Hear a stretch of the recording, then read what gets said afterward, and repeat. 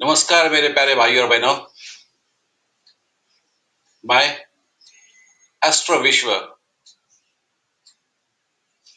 आपको आज विवाह और संतति संबंधी कोई ज्योतिषीय योग आपके सामने प्रस्तुत करने जा रहा हूं।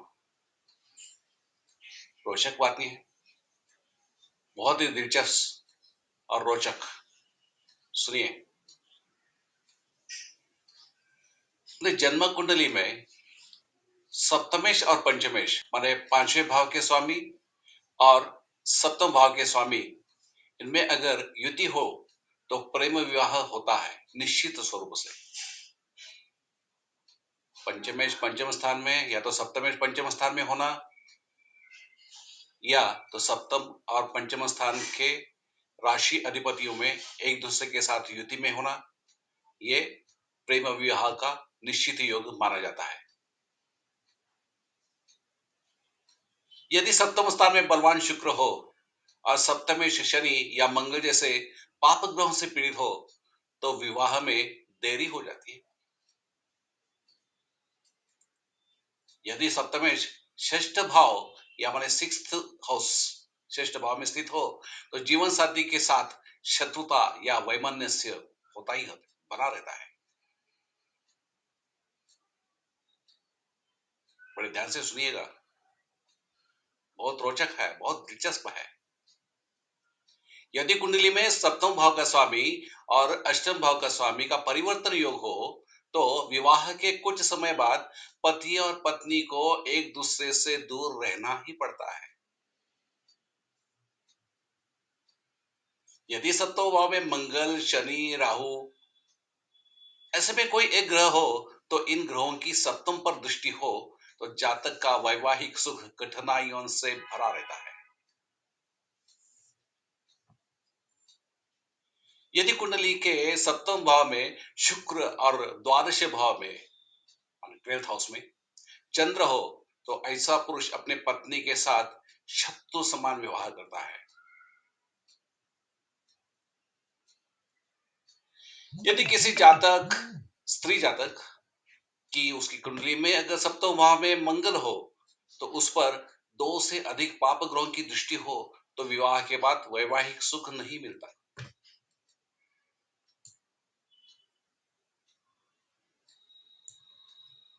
यदि कुंडली में सप्तम भाव में सूर्य राहु की युति हो या इन पाप ग्रहों की दृष्टि हो तो विवाह में बाधाएं आती है और वैवाहिक जीवन में सुख की कमी रहती है। यदि लग्न या सप्तम भाव में राहु मंगल इनकी युति हो तो विवाह में विलंब होता है, और यदि यह योग अधिक प्रबल हो तो विवाह विच्छेद माने तलाक संभावना रहती है। यदि सप्तम भाव में शनि हो या शनि की दृष्टि सप्तम पर हो तो विवाह में देरी होनी ही होनी। यदि सप्तमेश निर्बल या नीच राशि में हो तो वैवाहिक जीवन में बाधाएं आती है। यदि सप्तमेश पाप ग्रह से युक्त हो और शुक्र में षडाष्टक माने 6 और 8 का संबंध हो तो शुक्र या शनि या राहु से पीड़ित हो तो वैवाहिक जीवन कष्टप्रद होता है। यदि 12वें भाव में दूषित शुक्र हो तो शैया सुख माने दाम्पत्य सुख में कमी रहती है, परंतु यदि शुक्र बलवान हो तो अधिक शैया सुख देता है। यदि लग्नेश, पंचमेश, सप्तमेश और गुरु निर्बल हो तो संतान के विषय में कष्ट तो होना ही है।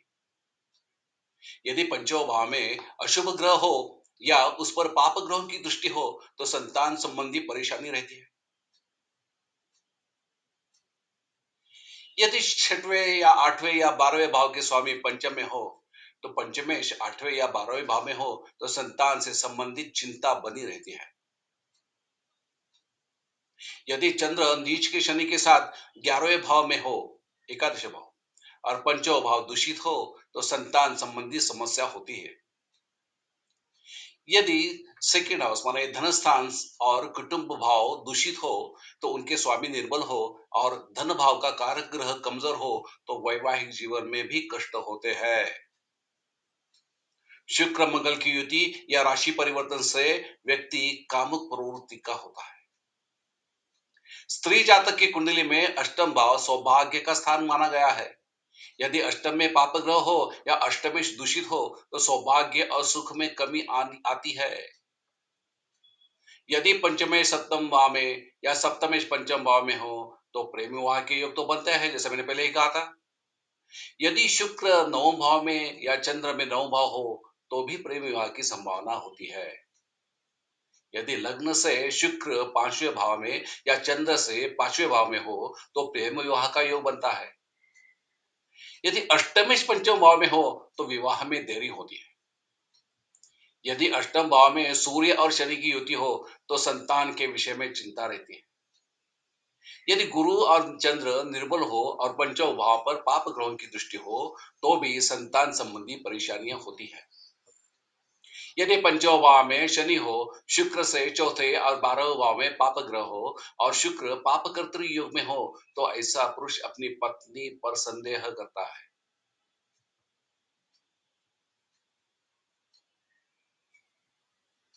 ये तो बस जनरल इंडिकेशंस मैं दे रहा हूं।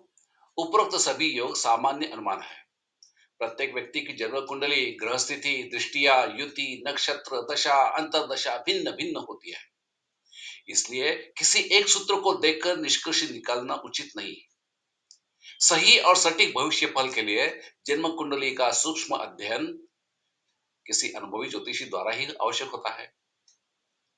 जीवन में आने वाली बाधाएं, चाहे वो शैक्षणिक हो, आर्थिक हो, मानसिक हो, पारिवारिक हो या वैवाहिक हो, सबकी समाधान हेतु समय पर उपाय करने से भविष्य के नुकसान से बचा जा सकता है।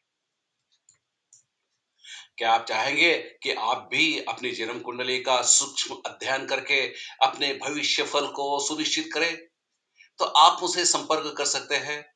अपना या जातक का विवरण प्रस्तुत करें, जिसमें शुभ नाम, जन्म तारीख, जन्म समय और जन्म स्थान निर्देशित करिए और भेज दीजिए इस व्हाट्सएप नंबर पर 9702089298। मैं एस्ट्रो विश्व में आपका स्वागत करता हूं। धन्यवाद।